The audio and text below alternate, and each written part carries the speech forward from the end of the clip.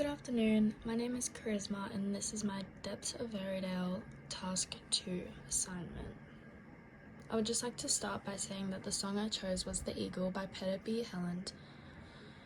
Moving on to the written brief, The Eagle by Peter B. Helland is an instrumental flute track that effortlessly places you in the eyes of an eagle flying over great mountains and vegetation. I chose to incorporate this music to complement the photographs I have taken of Veridale, which happens to be my own backyard. The diverse findings within the bushland are symbolic, and all design elements in this track resembles that nicely.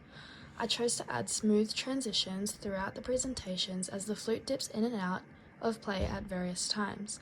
I thought these short moments would allow time for those transitions to take place and a new image would be shown once the instrumental picked up again. My own backyard is filled with life in all forms, and the natural variety is endless.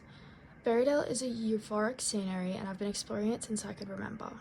This instrumental piece can be interpreted in many ways, and for task 2 I chose to create a light and euphoric scenery and visual.